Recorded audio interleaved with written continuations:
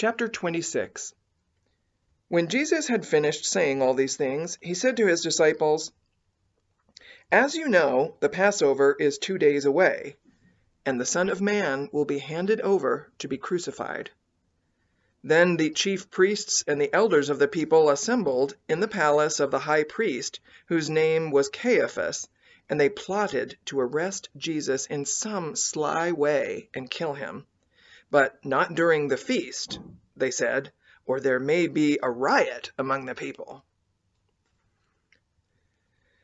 While Jesus was in Bethany, in the home of a man known as Simon the leper, a woman came to him with an alabaster jar of very expensive perfume, which she poured on his head and as he was reclining at the table. When the disciples saw this, they were indignant.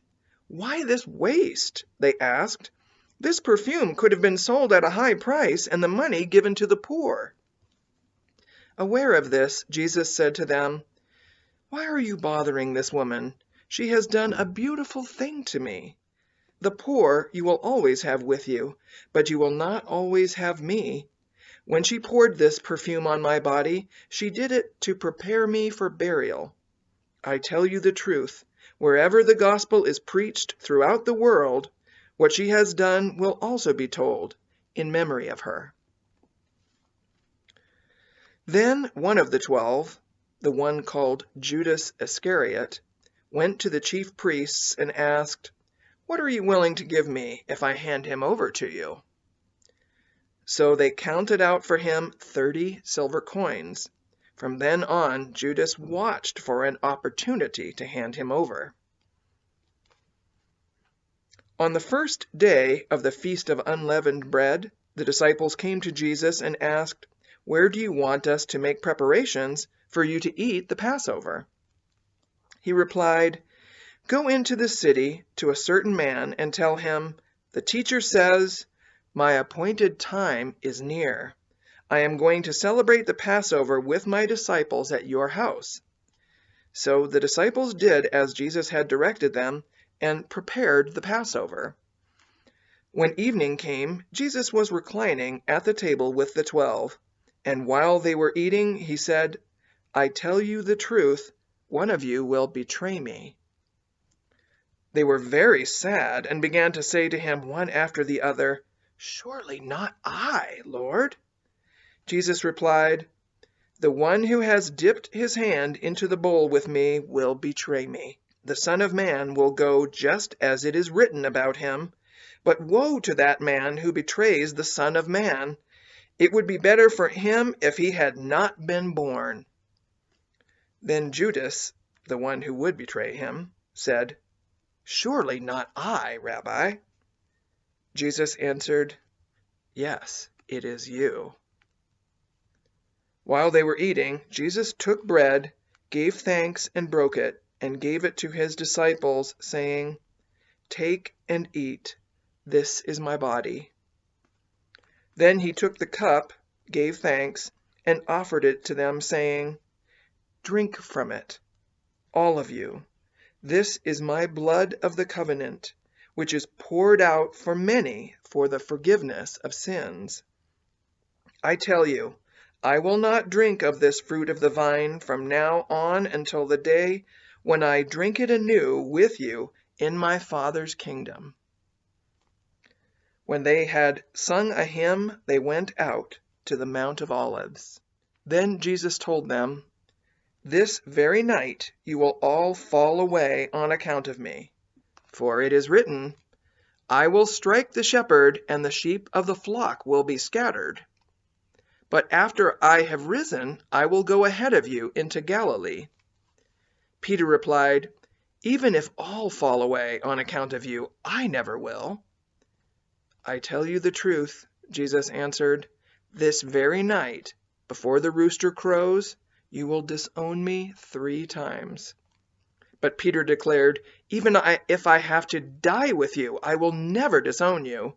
And all the other disciples said the same. Then Jesus went with his disciples to a place called Gethsemane, and he said to them, "Sit here while I go over there and pray." He took Peter and the 2 sons of Zebedee along with him, and he began to be sorrowful and troubled. Then he said to them, "My soul is overwhelmed with sorrow to the point of death. Stay here and keep watch with me." Going a little farther, he fell with his face to the ground and prayed, "My Father, if it is possible, may this cup be taken from me, yet not as I will, but as you will." Then he returned to his disciples and found them sleeping. "Could you men not keep watch with me for 1 hour?" he asked Peter. "Watch and pray so that you will not fall into temptation. The spirit is willing, but the body is weak." He went away a second time and prayed, "My Father, if it is not possible for this cup to be taken away unless I drink it, may your will be done." When he came back, he again found them sleeping because their eyes were heavy. So he left them and went away once more and prayed the 3rd time, saying the same thing. Then he returned to the disciples and said to them, "Are you still sleeping and resting? Look, the hour is near, and the Son of Man is betrayed into the hands of sinners. Rise, let us go. Here comes my betrayer." While he was still speaking, Judas, one of the 12, arrived. With him was a large crowd armed with swords and clubs, sent from the chief priests and the elders of the people. Now the betrayer had arranged a signal with them. "The one I kiss is the man. Arrest him."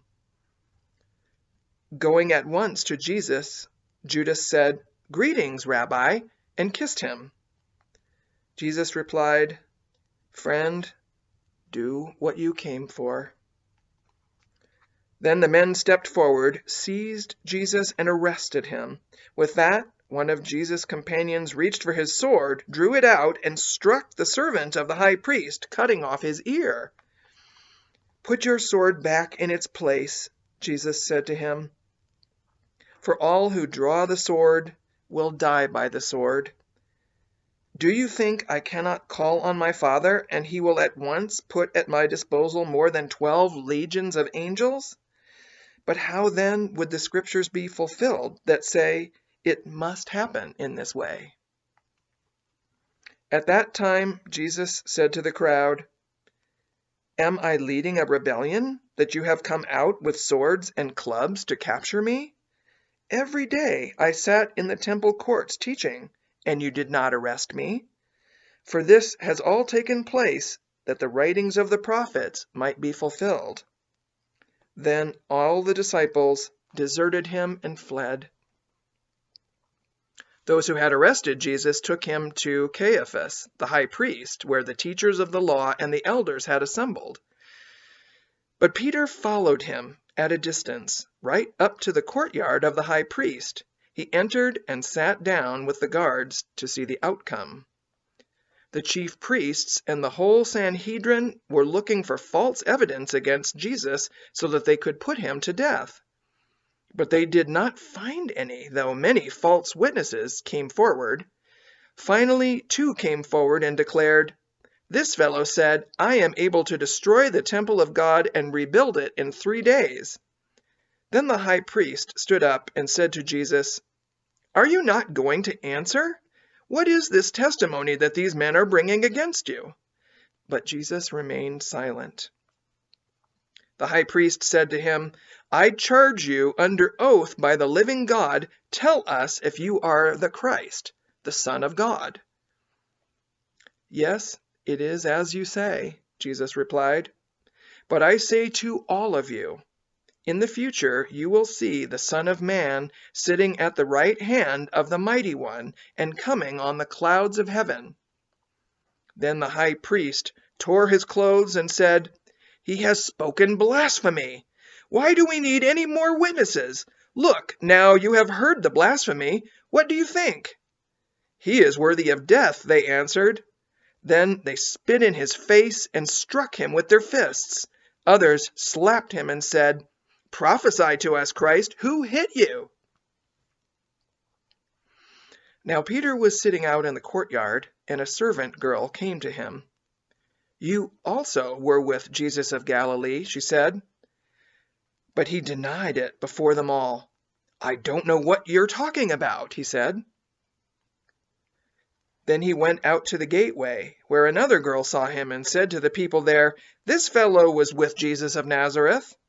He denied it again with an oath. "I don't know the man."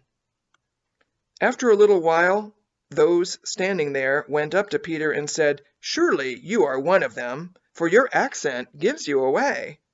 Then he began to call down curses on himself, and he swore to them, "I don't know the man." Immediately a rooster crowed. Then Peter remembered the word Jesus had spoken. "Before the rooster crows, you will disown me 3 times." And he went outside and wept bitterly.